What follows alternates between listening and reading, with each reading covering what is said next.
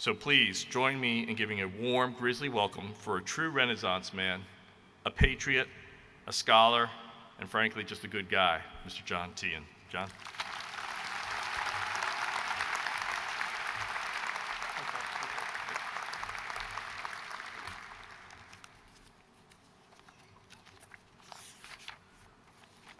So, Stas, thank you very much for that wonderful introduction.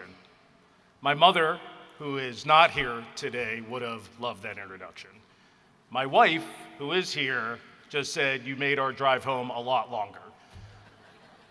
I would tell you, Stas, to the trustees, to the leaders of the Georgia Gwinnett College community, thank you for inviting me to be here today and be a small part of the GGC family, even for just a short few hours. To the graduates, to your family members, especially your parents and also to your friends, congratulations to you on a tremendous life achievement. Now, I first heard about GGC a few years ago, and it was over dinner with your past and current presidents, Dan Kaufman, who was already mentioned, and Stas, who you know very well. And before we had even gotten to the dinner rolls and the bread basket, Dan and Stas were going on about this wondrous place called GGC. They were describing all of you as these genius students, these brilliant thinkers, these folks who had a drive that they had never witnessed or observed before in their lives, both at their schools that they went to and also schools that they had taught at, West Point included, which we all share in common. They also described the faculty in a very similar fashion. They called you guys, the faculty and staff, passionate, committed, and created a system that allowed you to teach freely and teach with passion. And I'm thinking, this is a place I want to go see, and I wish I had gone to school at myself. And I said that, and then on the next round, before the entrees came, Stas said, well, we'd love you to come and be a guest lecturer in political science. So I showed up here last year, and I thought, am I even qualified to do this? Because the last time I had actually been in a college classroom teaching, it was 20 years ago when I was teaching for Dan Kaufman at West Point as the political science professor. So 20 years is a long time to go between teaching and lesson plans. And if you had asked my students at the time, or any time after they graduated, what do you remember about Captain John Tien, your political science instructor? You heard my bio. You know, they should somehow exude this amazing, he was brilliant academic. He spoke with grand eloquence. Instead, and I've asked them, I say, hey, what do you remember from when my class was? They go, Captain Tien, you were amazing. You were the guy who used a Simpsons TV episode to teach us about politics. That was so cool. Bart Simpson, who would have thought in an academic classroom? And I said, I taught you a lot of other things. And by the way, the teaching point was all about populist and elitist ideologies. So nonetheless, I thought, okay, I'm coming to GGC. They've asked me to be a guest lecturer. I got to do better than Bart Simpson. So I came here last year. I opened up the class with a different national leader and a different life philosopher, and was actually President Barack Obama. I used President Obama's first 2 minutes of his first nationally televised speech. He gave it on Afghanistan and Pakistan, and it was in December 1st, 2009. Now, I didn't just use it because Barack Obama's a great speaker. He is a great speaker. I used it because I was there at the speech that night. I was President Obama's senior national director for Afghanistan, Pakistan, and as a result of the speech being on that, I flew up with him that day on Air Force One to West Point to observe and witness the speech and help staff and prepare him for that. Okay, so come back to the GGC classroom, we show the speech, President Obama does a great job, I do an okay job, but more importantly, all of you in the audience, the GGC students, are attentive, and you're intrigued, and the Q&A period comes, and all these hands start going up left and right. And we couldn't answer all of the questions that you had. I loved them all. And all of the questions showed such an intense thirst for knowledge and a real introspection around your academic studies. One of the questions, I won't read them all here, but one of the questions was, the president, so remember we just watched the video and I spoke about the president and national security policy making.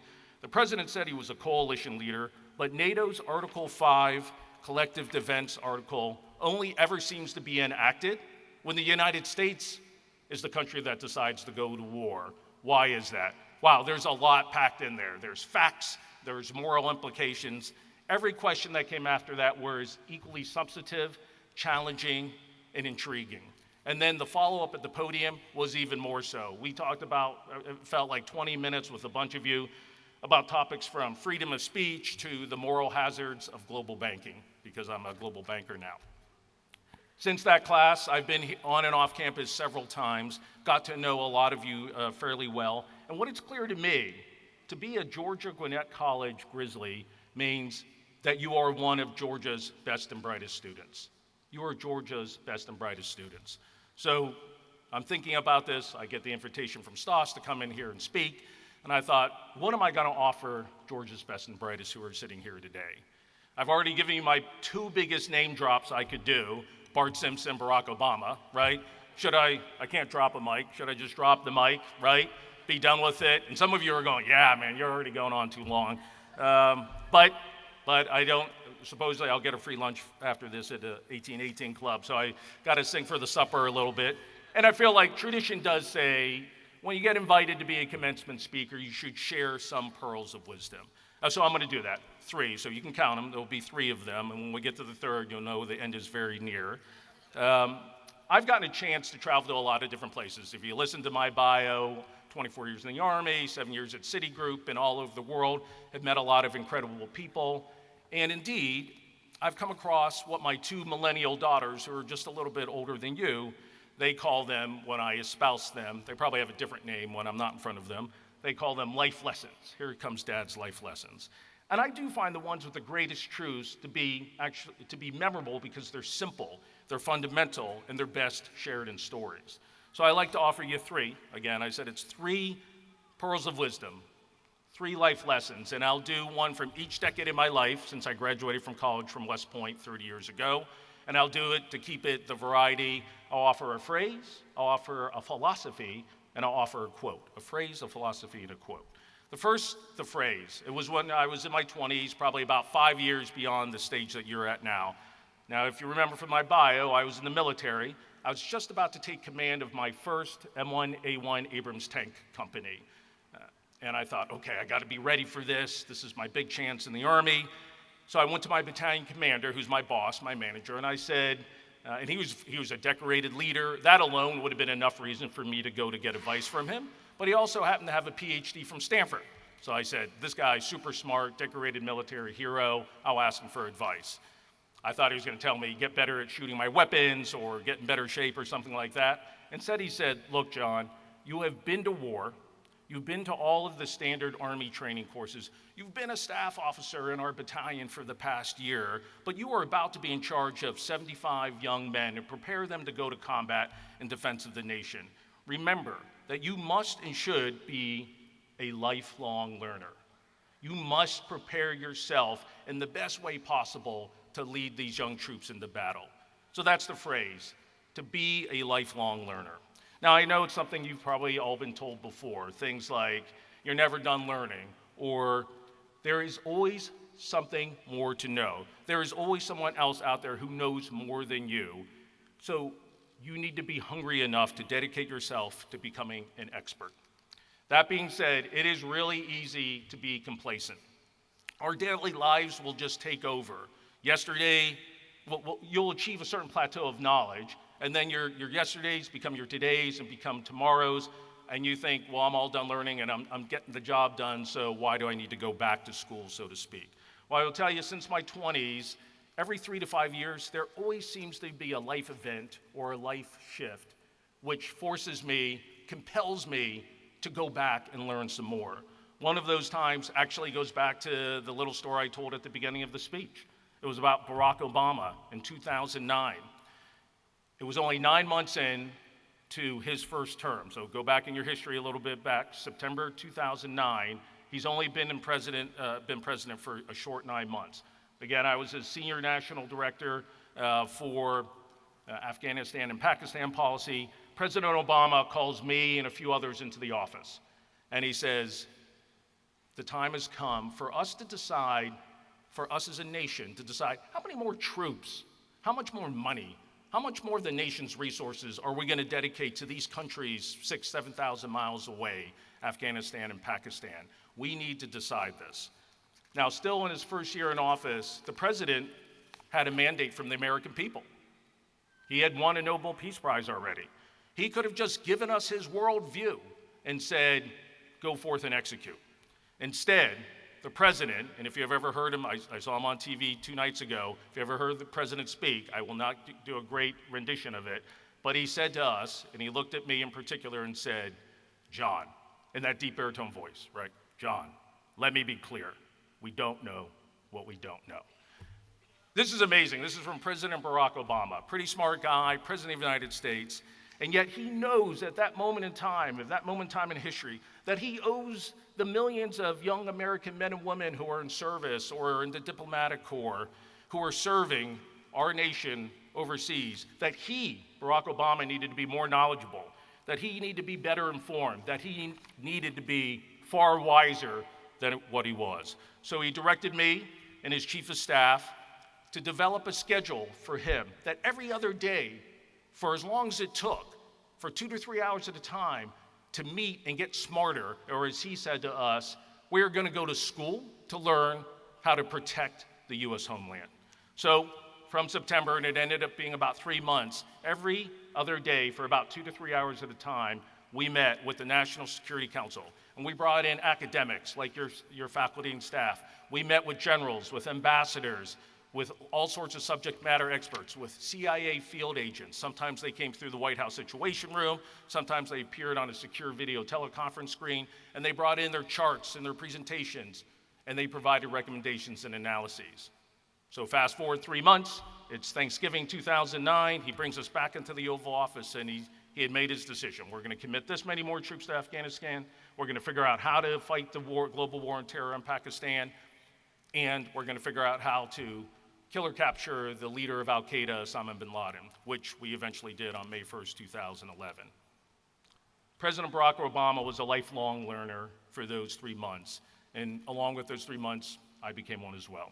Now look, being a lifelong learner doesn't mean you have to go get more degrees. You certainly can, and I'm guessing just listening to some of your bios that you certainly will. However, it does mean that you need to recognize situations that will require and deserve a time in your life where it will be necessary and actually an obligation to go back and learn and perhaps even relearn. So we're 1 down, 2 more to go. That was the phrase. Be a lifelong learner because the world, or maybe perhaps your world, will depend on it. The philosophy. The philosophy is a leadership philosophy. It's called servant leadership. Servant leadership. Now, it turns out that I had been following servant leadership for a few years already into my 30s, but I didn't know that this school of leadership thought existed. And so I went, as soon as I heard it and I understood it, I put myself against it because I realized there were going to be other times where I was going to need to be a better leader, particularly for my troops and particularly if we had to go to combat.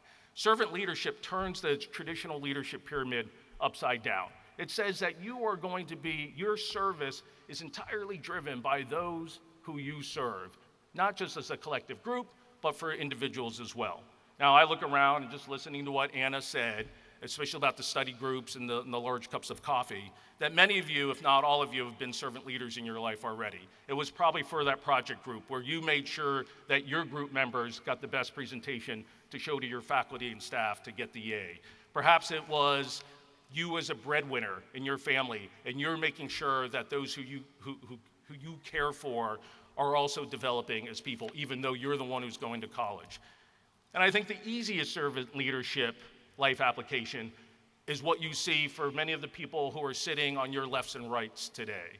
And it's the parents in the room. And if any of you are already parents, you know it as well.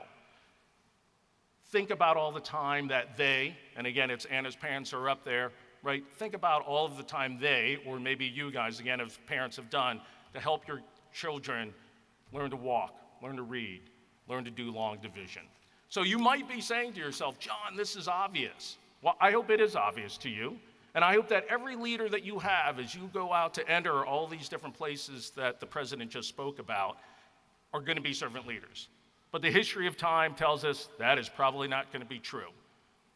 So let me give you a little story. Instead of from the Army, let me give you a story about Citigroup servant leadership. Yes, a private sector, a big global bank. But these are the kinds of corporations that many of you are already a part of or you're going to soon join. Now, the department that I'm in represents a significant portion of Citigroup's earnings. Citigroup's earnings were a Fortune 50 company. It's literally in the billions of dollars. So our CEO manages billions of dollars in net earnings. He could just make decisions, ask us to implement them, and we go off and do it. However, he gave us 4 strategic goals about 3 or 4 months ago. He said, here's my 4 strategic goals for the next 2 years. They were obvious. The first 3 were pretty obvious for a bank. Invest wisely, protect our customers' financial assets, and obey the law. The 4th one was really interesting to me because it was, and let's make sure that we help our employees grow and develop personally. The 4th goal was to help our employees grow and develop personally. Pretty amazing for a big global bank, but this is the kind of servant leader this person was. So we gave 15 of us money, time, effort, resources, and said, you create a personal development system that allows our fellow employees, thousands of them, to self-actualize and grow as people. I work a lot with this person. He literally comes to work every single day and he thinks to himself, what are the actions I can do today to best enable and empower those who work around me? I thought I knew servant leadership coming from the Army. I had seen a lot of great servant leaders, and yet here I am in corporate America. Maybe the America that you're going to soon join, the private sector certainly. And servant leadership is alive and well out there. Hopefully you can go find them. But I know this for sure, and just listening to what Anna said, looking to the faces out here, getting to know you, that when it's your turn to lead, be a servant leader. We're almost to the end. It's the 3rd pearl of wisdom, and it's the quote. I learned, and I read this quote for the very first time when I was in my 40s, so I was getting on in age, and it was about 6 months before I was going to lead my 1,100 troops, now as a battalion commander. Now I'm the old guy, right? I'm going to lead my 1,100 troops into combat. I told my parents and my stepfather, and they're in California, we're in Germany. I tell my parents I'm about to go to war. My mother's crying, but my stepfather, right, says, he's a very well-read man, says, I'm going to send you a quote via email. I think you should read it because this really describes the kind of person you've been and the kind of person you probably should be. And it was a quote from a U.S. president, Theodore Roosevelt. Now, Theodore Roosevelt, go back in your history books really quick, he became president in 1901. In 1901, he was, when he became president, was the most battle-tested president that we had ever had at that point in our nation, other than George Washington. So George Washington on an entire century plus, now you have Theodore Roosevelt, who again, remember your history books, he leads the charge up San Juan Hill, an action that he eventually wins or is awarded the Medal of Honor for. So a very battle-tested guy as an Army colonel. Now he's the President of the United States. And the speech that I'm going to give a quote from is actually a speech he gave in 1910, so about 2 years after he finished being the president of our country. It is often referred to as the man in the arena speech. Now, it took me until I was in my 40s to hear the speech. You're only going to hear an excerpt, but I'm trying to give you that leg up, right? You're hearing it 20, maybe 25 years in advance. The man in the arena speech. It's a long quote, so bear with me, and I'll read it at the cadence that it's normally read at. It is not the critic who counts, not the man who points out how the strong man stumbles, or where the doer of deeds could have done them better. The credit belongs to the man who is actually in the arena, whose face is marred by dust and sweat and blood, who strives valiantly, who errs, who comes short again and again, because there is no effort without shortcoming, but who does actually strive to do the deeds, who knows great enthusiasm, who knows great devotions, who spends himself in a worthy cause, who at the best knows in the end the triumph of high achievement, and who at the worst, if he fails, at least fails while daring greatly, so that his place shall never be with those cold and timid souls who neither know victory nor defeat. That's the end of the quote. Now, as I said, I first read this quote 6 months before I led my troops into combat. That was middle of 2005. For all of 2006 and a good portion of 2007, I observed and witnessed my 1,100 soldiers doing all of those things that President Theodore Roosevelt had described. Their faces were often covered in dust and sweat, and yes, sometimes even blood. And they strived valiantly. They did so with great enthusiasms and with great devotions. In my last few months of ground combat, I decided I wanted to give them something to remember this time by. So I created and purchased and designed a military ceremonial coin, and it would commemorate their time in Iraq. Now, a military ceremonial coin is kind of like these, you saw some of our great color guard today with it on their chest. It's sort of like that, like the medals and ribbons that we pin on our chest. We give them in the military as a recognition of excellence. I actually brought one of my coins from Iraq today, and on it, I printed a small excerpt of the president's quote. At the top of the coin, it says, "The credit belongs to the person who's actually in the arena and who spends themselves in a worthy cause." And on the flip side, I created another quote inspired by this speech from Theodore Roosevelt and about my men's terrific combat actions. "Your country asked you to go into the arena. Your courage kept you there." I carry this coin with me today to remind me of the people who I served with in those very challenging months and year plus. People like my fellow soldiers who I served with in combat. I carry it to remind myself of my wife who sits here in the audience today because she stayed home in Germany taking care of our daughters and being the senior military commander's wife and spouse to care for all the family members that we left behind. It reminds me of my two daughters who are not that much older than all of you, who, because of that experience for them, they continue to serve the nation in their own ways now that they've graduated from college. And lastly, I'm reminded actually of the people in Iraq, of the Iraqi civilians, the Iraqi police, the Iraqi army, who all they wanted for their nation and for their neighborhoods was to make it a better place to live. To me, this quote reminds me to be present in every single moment, including this moment that I'm here with you today. And when I'm in that moment, that I always strive to fight for the worthy causes. Today, I've shared 3 guideposts with all of you. The first is, be a lifelong learner. The second, practice servant leadership. And the third is, fight for the worthy causes. It's so exciting to think about the guideposts that exist for all of you in the future for you. I'm also equally excited because when I look around this venue today, and these faces here in front of me, the 194 or some of you, I see no cold and timid souls. I see only faces who are ready to spend themselves in a worthy cause, who will dare greatly, and who are certainly ready to enter the arena. Congratulations to you all.